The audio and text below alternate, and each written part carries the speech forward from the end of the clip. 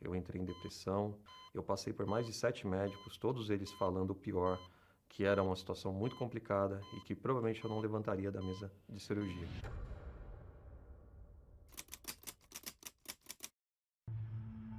Eu cheguei na Igreja Universal com um diagnóstico de câncer no rim, né? E a medicina diz que para esse tipo de câncer não existe cura e também não existe quimioterapia.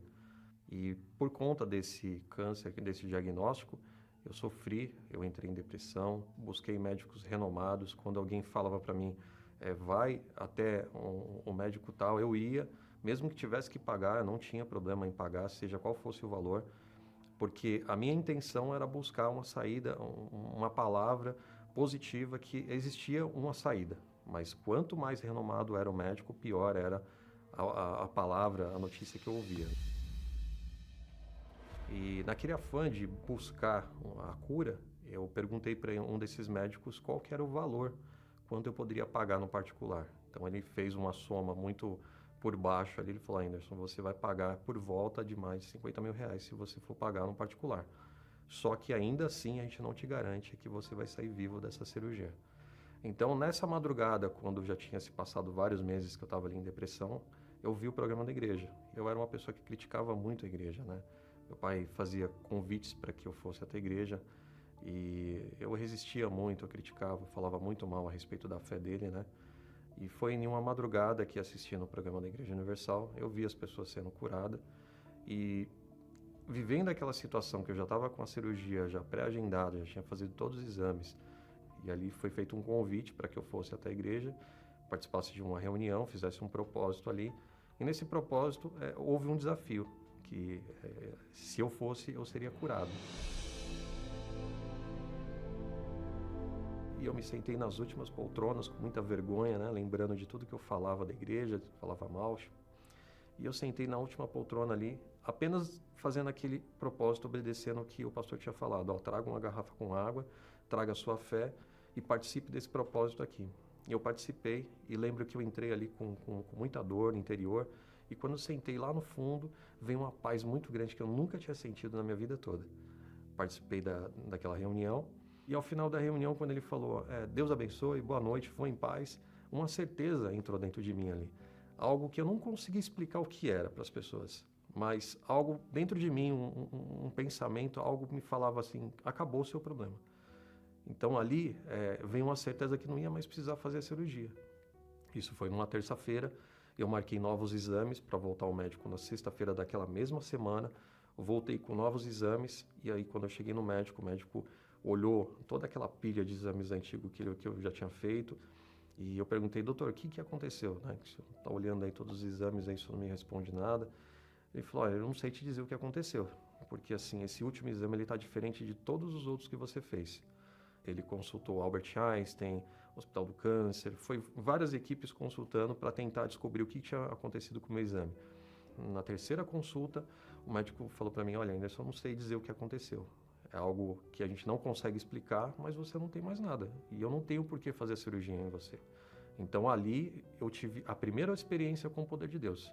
E aí já curado, já na igreja, já com aquele peso, a depressão já tinha sido livre, comecei a participar das reuniões, a reunião de domingo, de quarta-feira, e comecei a entender a questão espiritual. E aí foi apresentada a proposta da Fogueira Santa, né? E eu entrei no propósito, mas eu falo para as pessoas hoje que eu não vivi o propósito, né? Eu apenas participei, eu não vivi. Por quê? Porque eu entendi o que tinha que ser feito, mas eu não obedeci. E Deus ele me pediu algo. Ele me pediu para entregar a vida por completo. E eu pensei no material. E olha que interessante. Eu estava disposto a pagar qualquer valor, né, naquela cirurgia para buscar a minha cura. Que os médicos diziam que não teria jeito ali, porque era uma situação complexa, né? E Deus não me cobrou nada para me curar. E quando Deus me pede tudo que eu tinha, que era a minha vida, para entregar minha vida por completo, eu neguei. Eu foquei em coisas materiais, foquei na vida sentimental, uma pessoa que eu colocava em primeiro lugar na minha vida. E não que Deus não quisesse que eu casasse, que tivesse uma família, porque na verdade a família é projeto de Deus. Mas o que Deus queria que eu entendesse, que Ele tinha que ser o primeiro. Então, aquela pessoa era o pedestal da minha vida ali, era o que estava sendo o sol da minha vida, no meu planeta, né? Então, eu priorizei aquela pessoa, eu queria aquela pessoa, então eu fiz um voto por aquela pessoa, meu pedido foi por ela, eu queria ela em primeiro lugar. Então, eu vivia aqueles conflitos ali dentro de mim durante vários dias antes de chegar à entrega do voto. Mas Deus já havia me pedido e eu, no meu íntimo, eu tinha entendido e tinha feito voto com Deus. Mas no dia de entregar o voto, eu não entreguei o que Deus queria, eu entreguei outra coisa. E aí vem um outro problema, porque assim, a gente vê as pessoas contando o testemunho e dizem que elas descem com certeza. Eu desci com a certeza que Deus não me iria responder naquele pedido que eu havia feito da vida sentimental. Porque não era o que Deus queria. Deus queria a minha vida, queria que eu colocasse Ele em primeiro. Eu tinha entendido, mas eu não obedeci aquilo, porque eu fui teimoso, eu queria a pessoa. E aí passaram-se 2 dias que eu vinha descobrir uma traição por parte dessa pessoa.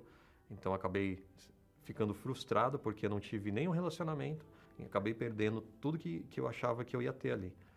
E essa lição negativa valeu muito porque eu entendi que eu não poderia errar mais no altar. Então eu não esperei nem chegar à próxima campanha. Eu sabia o que eu tinha que fazer. Então eu fui com toda a força, passaram algumas semanas. Então eu decidi colocar toda a minha vida, porque é o que Deus realmente queria. Então, quando a gente se fala de fogueira santa, de voto com Deus, de entregar a vida, muitas pessoas não entendem o que é entregar a vida, né? Entregar a vida é colocar Deus em primeiro lugar. E eu entendi aquilo na primeira oportunidade que foi me falar da fogueira santa, mas eu não quis obedecer. Então, eu queria fazer do meu jeito. E no nosso jeito não funciona. Então, eu falei, não, agora eu não vou mais errar, eu não tenho mais tempo para errar, eu quero uma vida diferente. Eu vi as pessoas falando do Espírito Santo, falando que tinha paz. Eu tinha paz quando eu vinha na igreja, mas quando eu saía eu voltava para o campo de guerra e enfrentava todos os problemas de novo. Então eu já estava decidido, eu não queria mais aquela vida, então eu falei, Deus, o que eu tenho que fazer?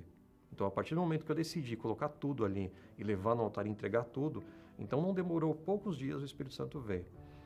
E foi uma mudança totalmente... não dá para comparar nem com a cura. Quando eu falo da cura, e quando eu lembro desse dia que foi um domingo pela manhã, eu lembro do local, o banco que estava sentado, eu lembro da música que a gente cantou naquele momento, mas não foi um sentimento, foi uma certeza que Deus era comigo. Entrou uma força tão grande dentro de mim, assim, incomparável com aquela certeza que eu tive da cura do corpo físico, porque agora eu tinha uma certeza que, independente do que acontecesse, Deus ele era comigo, em todas as situações, seja na vida financeira, na sentimental, e principalmente se eu morresse naquele momento, dali para frente, eu tenho a certeza para onde ia a minha alma. E é exatamente isso que Deus queria desde lá do início. Eu não tive mais dificuldade de obedecer a palavra. Então, eu passei a ter facilidade de obedecer a voz de Deus.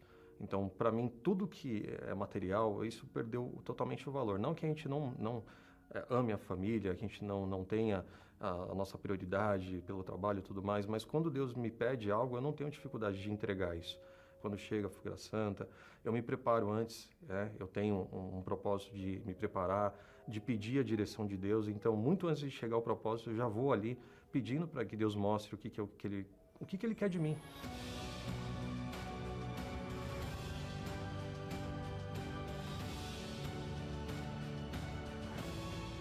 A minha vida, comparada ao que era antes, não tem comparação, principalmente no espiritual, né? Mas eu tenho hoje um casamento abençoado, né? A gente não tem nenhum tipo de problema, a gente não tem briga. A nossa casa hoje é praticamente um pedaço do céu ali, porque a gente tem paz. Desde o momento que a gente acorda até o momento que a gente vai dormir, a gente tem diálogo, né? Hoje eu tenho uma vida bem sucedida no meu trabalho, não tenho problema nenhum na questão financeira. Deus tem suprido todas as coisas que eu preciso e até coisas que eu nem preciso pedir para Deus, né? Deus, ele sabe, mas ali tem situações que Deus ajuda ali sem a gente precisar fazer qualquer tipo de pedido. Ele sabe o que a gente está necessitando. Deus, ele completou, não foi apenas aquele pedido que eu fiz. Deus, ele veio, me deu o Espírito Santo e completou todas as áreas da minha vida. Hoje, minha vida é totalmente completa. As pessoas pensam em conquistar a casa, conquistar o carro, a família. Não que seja errado pedir isso. Deus, ele determina na palavra dele que a gente tem direito, né? Uma vida e vida com abundância. Mas ele disse também que a gente tem que buscar primeiro o reino de Deus. E o reino de Deus é exatamente isso, é o Espírito Santo, né? Priorizar a salvação, priorizar Deus em primeiro lugar.